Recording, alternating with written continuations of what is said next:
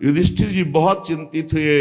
युधिष्ठिर जी ने भीमसेन से कहा कि अर्जुन को हमने द्वारिका इसलिए भेजा था कि वहां जाकर पुण्य श्लोक भगवान श्री कृष्ण क्या करना चाहते हैं इसका पता लगाकर वो हमें बताएं आके। 7 महीने बीत गए, भीमसेन तुम्हारे छोटे भाई गांडीव धनुषधारी अर्जुन अभी तक लौटे नहीं और अपशकुन मुझे बहुत दिखाई दे रहे हैं। क्या वो समय आ गया क्या जिसे मेरा दुर्भाग्य कहते हैं? अर्थात क्या द्वारिकाधीश भगवान श्री कृष्ण अपनी लीला स्मरण कर लिए? क्योंकि मेरा हृदय घबरा रहा है अपने आप। ये संपत्ति, ये राज्य, ये स्त्री, ये प्राण, कुल, संतान, शत्रु पर विजय, सब कुछ श्री कृष्ण कृपा से प्राप्त हुआ है। देखो देखो वो आकाश में उल्कापात हो रहा है, पृथ्वी कंपायमान हो रही है, मेरे शरीर में भयंकर अपशकुन हो रहे हैं। पक्का कुछ न कुछ ऐसा हुआ है जो सुनने लायक नहीं है। पुरुष की जब बाईं जांग फड़के, आंख भुजा बार बार फड़के तो समझ लेना चाहिए कोई विनाशकारी खेल होने वाला है। मेरी बाईं जांग, बाईं आंख, बाईं भुजा बार बार फड़क रही, भारी कोई अनिष्ट सूचना मिलने वाली है। देखो ये सियारिन उदय होते हुए सूर्य की ओर मुंह करके रो रही है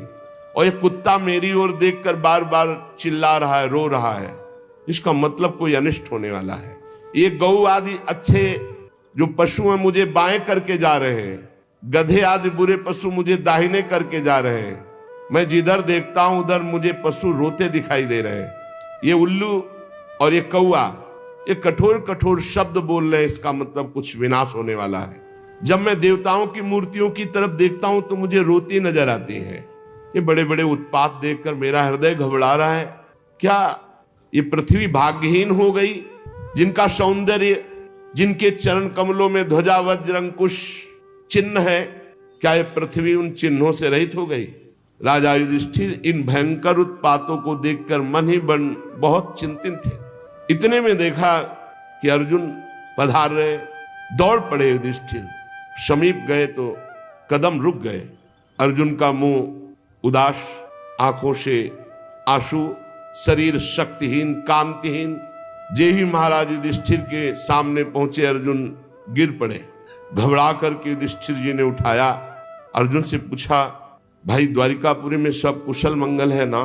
छोटे भाई सहित मामा वसुदेव जी कुशल हैं, उनकी पत्नियां सब कुशल हैं, बलराम जी के द्वारा सुरक्षित द्वारिकापुरी, हमें लगता है सब कुशल होगा। अर्जुन कुशल ही बोलना। भक्तवत्सल ब्राह्मण भक्त भगवान श्री कृष्ण स्वजनों के साथ द्वारिका की सुधर्मा सभा में सुखपूर्वक विराजते हैं ना? आदि पुरुष बलराम जी के साथ संसार के परम मंगल, परम कल्याण, परम उन्नति के लिए यदुवंश रूपी क्षीर सागर में हमारे प्रभु जैसे विराजमान अभी विराजमान है ना? मुझे बहुत भय हो रहा है। अर्जुन जल्दी बताओ, तुम श्रीहीन हो गए हो, तेजहीन हो गए हो। क्या तुम्हारा किसी ने अपमान कर दिया? कहीं तुमने दुर्भावपूर्ण कोई अमंगल कार्य तो नहीं कर दिया? क्योंकि अमंगल कार्य करने वाले का तेज नष्ट हो जाता है। कहीं ऐसा तो नहीं हुआ कोई पात्र आया हो तुम्हारे पास और भीख मांग रहा हो और तुमने उसको दी न हो तो तुम्हारा पुण्य नष्ट हो गया हो? कहीं ऐसा तो नहीं हुआ देने की प्रतिज्ञा करके तुम मुकर गए हो तो तुम्हारे सुकृत नष्ट हो गए हो? कहीं ऐसा तो नहीं हुआ शरणागत का तुमने त्याग कर दिया हो?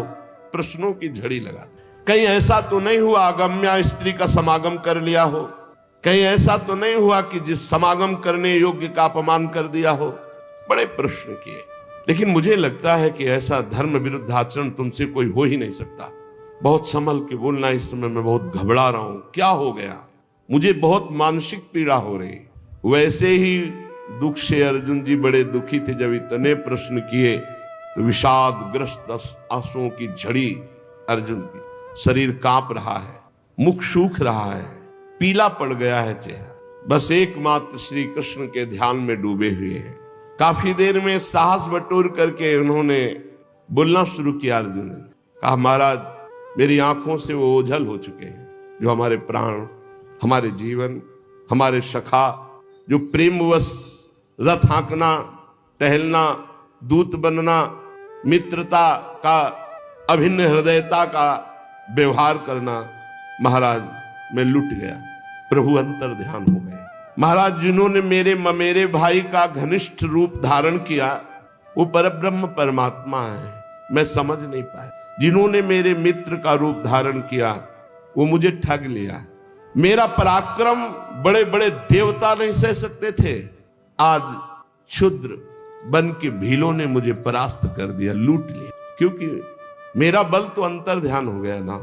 जैसे ये शरीर प्राणों से रहित मृतक कहलाता है महाराज, आज मैं वैसा हो चुका हूं। मेरे प्राण श्री कृष्ण अंतर ध्यान हो चुके। मैंने उन्हीं के आश्रय से महाराज द्रुपद के घर में आए हुए कामोन्मत्त राजाओं का तेज अपहरण करके द्रौपदी को स्वयंवर में जीता। मैंने उन्हीं के आश्रय से गांडीव धनुष पर बाण चढ़ाकर मत्स्यवेद किया। भगवान की दिव्य शक्ति हर समय अर्जुन के साथ रहती थी। ये आज वही गांडीव हमारे हाथ में है, लेकिन मैं भीलों से नहीं जीत पाया। मैं लौट के आ रहा था भगवान के निज जनों को लेकर, लेकिन मेरे में सामर्थ्य नहीं, क्योंकि मेरे श्री कृष्ण अंतर है। वही गांडीव, वही भुजाएं जिसके बल से खांडोवन को, इंद्र को भी रोक करके अग्नि को तृप्त किया। उसी से मैदानों की रक्षा की जो आपकी सभा में जल में थल थल में जल का भ्रम करने वाली दिव्य सभा तैयार की थी। 10,000 हाथियों का बल रखने वाले जरासंध को ऐसे तिनके की तरह चिरवा दिया उन्हीं श्री कृष्ण ने भीम से। 20,000 राजाओं को मुक्त किया जो भैरव यज्ञ में बलि देने के लिए बंदी बनाए हुए था। महाराज हर तरह की विपत्ति में श्री कृष्ण सामने नजर आते थे। चाहे वो द्रौपदी को वस्त्रहीन करने के लिए कौरवों की सभा हो, या वनवास के समय दुर्योधन के षड्यंत्र से भेजे हुए 10,000 शिष्यों के साथ दुर्वासा ऋषि, हर समस्या का समाधान श्री कृष्ण। ये कई बार सुना चुके हैं दुर्वासा ऋषि का प्रसंग। बड़ा कठिन है किसी महापुरुष को प्रसन्न कर लेना, लेकिन जिनका भगवान से अनुराग नहीं वो लाभ नहीं ले पाते। 4 महीने दुर्वासा जी की बड़ी सेवा की दुर्योधन ने। दुर्वासा जी ने कहा वरदान मांगो, चातुर्मास भर तुमने सेवा की, क्या चाहते हो? दुर्योधन ने ये विचार किया कि पांडवों का जड़ से नाश हो जाए, बढ़िया अवसर है। तो उनका ब्राह्मण हमारे ज्येष्ठ भ्राता महाराज युधिष्ठिर वनवास में है, आप 10,000 शिष्यों के साथ जाएं और उनका आतिथ्य स्वीकार करें, तब जब द्रौपदी जी बटलोई में प्रसाद पाले। द्रौपदी पालिए, फिर वहां कुछ नहीं।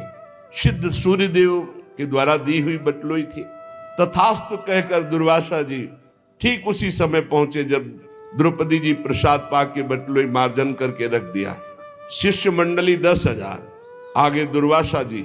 जी महाराज धर्मराज जी के समीप पहुंचे, साष्टांग दंडवत किया। महाराज आइए, आज तो हमारे अहोभाग्य, आप कृपा करके दर्शन दिए। अब पूछना होता महाराज प्रसाद पाल? हाँ हाँ, अभी यमुना स्नान करके आते हैं, अभी आते हैं प्रसाद पाने। 10,000 शिष्य सहित यमुना जी स्नान करने गए। महाराज युधिष्ठिर द्रौपदी के पास गए और द्रौपदी जी से पूछा प्रसाद पा लिया? हाँ, बटलोई मान के रख दी, मूर्छित से हो गए। द्रौपदी जी कौरव सभा से शरणागति पूर्ण पुष्ट हो चुकी थी। उठाया, आप ऐसी दशा को क्यों प्राप्त हो गए? तो उनका बटलोई में तुमने पा लिया, धो के रख दिया। 10,000 शिष्यों के साथ महाक्रोधी दुर्वासा ऋषि आते ही साप दे देंगे। अब क्या 10,000 के लिए कंदमूल फल भी एकत्रित नहीं कर सकते। द्रौपदी ने कहा एक बटलोई का तुम्हें इतना भरोसा है? अरे जो पूरे विश्व को पवाता है वो मेरा श्री कृष्ण। आप कोई संशय? आंख मूंदी और ध्यान करके आर्त भाव से पुकारा श्री कृष्ण। उनको कहीं आना जाना है? देखा पीतांबर फहराते हुए मुस्कुराते हुए चले आ रहे। आकर के पहले कहा द्रौपदी बहुत भूख लगी, कुछ पवा। समस्या पे समस्या। अरे महाराज इसी समस्या से तो आपको याद किया है। नहीं कृष्ण, बाद में बड़ी भूख लगी, कुछ खाने को दो। द्रौपदी ने फिर गदगद कंठ से कहा प्रभु ऐसे तो मेरे बड़े भाग्य है कि आप ऐसे कह रहे, पर प्रभु इस समय कुछ नहीं है, बटलोई मांझ के रख दिया। अच्छा तो जरा बटलोई लाना। ये कर तुम अकर तुम अन्यथा कर तुम सर्व समर्थ भगवान का प्रताप देखो। कोई साधारण स्त्री भी जूठा पात्र थोड़ी धो के रखे कि दो रख दिया उसमें सीख जरा भी शीत लगा हुआ है। फिर ये तो पतिव्रता है, देवी है, ये कोई स्त्री से प्रकट है क्या? द्रौपदी यज्ञ से प्रकट है। दूसरी बात, जब भगवान सूर्य ने कह दिया कि द्रौपदी के पाने के बाद कुछ नहीं बचेगा तो कुछ नहीं बचेगा। लेकिन श्री कृष्ण है, एक साक का शीत निकाला। कहां से निकाला? बटलोई से। सिद्ध बटलोई, धुली बटलोई, ये है श्री कृष्ण। और कहा इतने में तो पूरा विश्व तृप्त हो जाएगा। जबान में रखा, तो वहां मुनिमंडली जो यमुना स्नान कर रही थी, ऐसा हरा बड़ा आचमन करने की जरूरत नहीं। बोले जाओ, भीम से कहा भगवान ने, कह दो पकवान तैयार है, आओ महाराज। बोले महाराज, बोले जाओ तो तुम कहो जा करके। जो ही भीमसेन गए तो वहां सब दुर्वासा जी से कहा, महाराज रसोइये ने ऐसे सुंदर व्यंजन बनाए, आप पधारे। तो उनका देखो आचमन करने की जगह नहीं। वैसे तो अगर 2 मिनट लेट हो जाते तो हम सब भाग जाते यहाँ से, क्योंकि किसी के सामर्थ्य नहीं है। शिष्यों ने कहा गुरुजी आदेश मत कर देना, आचमन करने की जगह नहीं। उनका वरदान मांगो। तो बोले जिस भाव से दुर्योधन ने भेजा था वो उसी भाव को प्राप्त हो, विनाश के लिए भेजा था, उनका तथास्तु। अर्जुन जी कह रहे हैं जिनके बल से बड़े भारी दुस्तर संकट दुर्वासा से हम बच पाए, जिनके प्रताप से हमने भगवान शंकर को अपनी बाहुओं से युद्ध रूपी पूजा करके तृप्त कर दिया। भगवान शंकर से कोई एक सेकंड भी युद्ध कर सकता है? अरे प्रलयंकारी रुद्र हैं, इनके सामने कोई नहीं टिक सकता। बाहु युद्ध या जितने अक्षय तूणीर में बाण थे सब ऐसे लीन हो गए। जब बाण मारते ना तो शरीर में अंतर ध्यान हुआ। अर्जुन जी को लगा ऐसा किरात कौन सा वीर है कि जो हमारे बाणों को ही ली ले जा रहा है। जब एक भी बाण नहीं बचे तो गांडीव से प्रहार किया तो गांडीव भी अंतर ध्यान हो गया।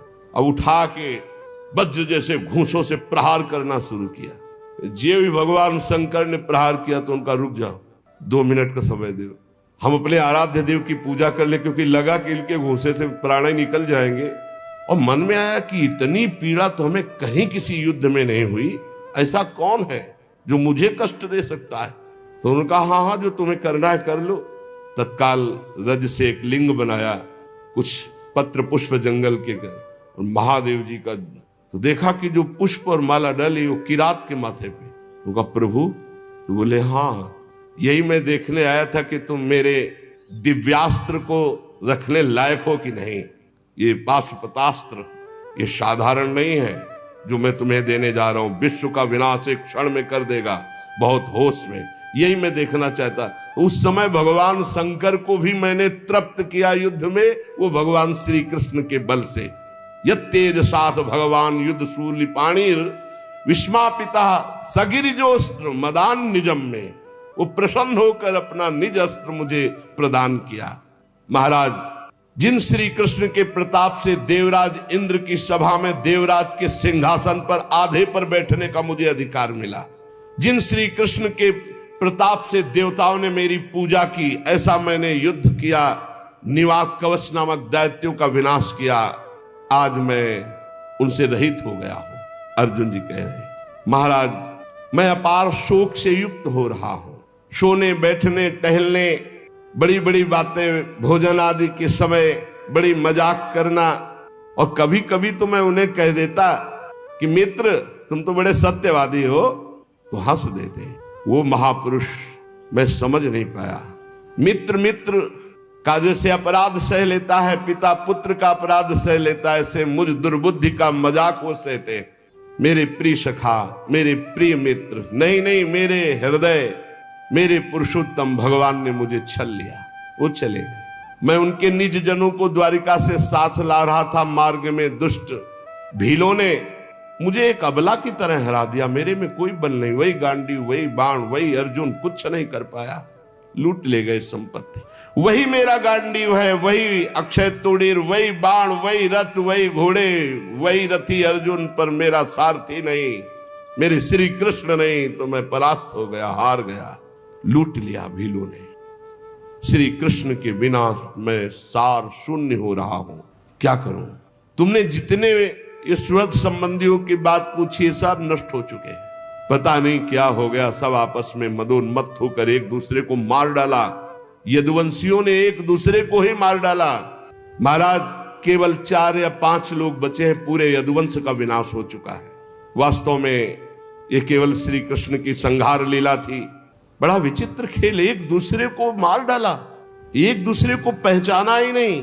सूत जी कहते हैं अर्जुन ये कहते कहते बेसुध हो गए। भगवान श्री कृष्ण के चरण कमलों के चिंतन में अर्जुन की चित्तवृत्ति अत्यंत निर्मल प्रशांत हो गई। इतना भक्ति का वेग बढ़ा कि मौन धारण करके आंख मूंद करके चुपचाप बैठ गए। बैठते ही भगवान की द्वारा जो उपदिष्ट गीता था, संपूर्ण गीता ज्ञान प्रकाशित हो गया। व्यवधान रहित परब्रह्म स्वरूप में अर्जुन स्थित हो गए।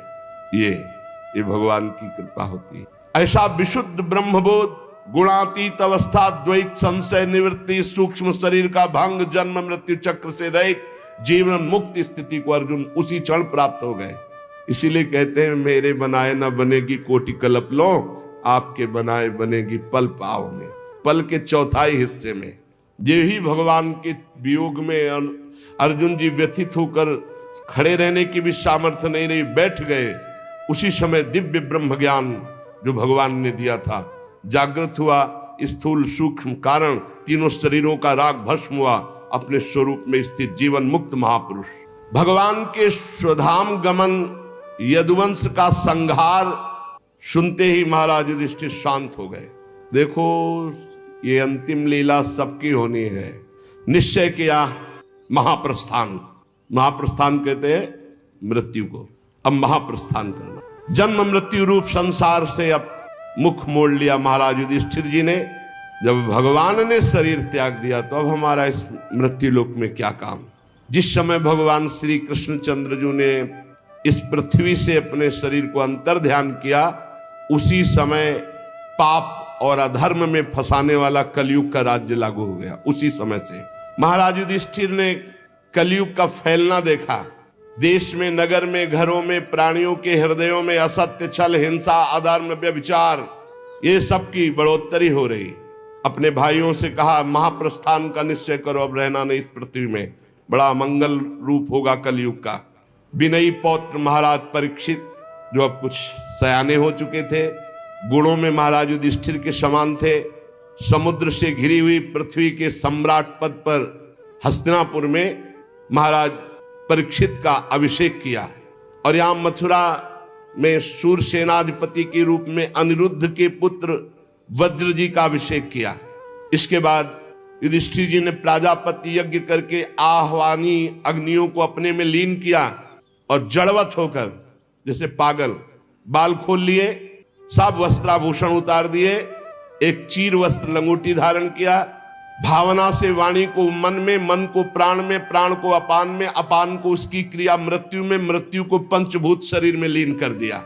शरीर को मृत्यु रूप अनुभव करके त्रिगुण में मिला दिया, त्रिगुण को मूल प्रकृति में, मूल प्रकृति को सर्व कारण रूपा प्रकृति में, प्रकृति को आत्मा में, आत्मा को ब्रह्म में विलीन करके जीवन मुक्त हो गए तत्काल।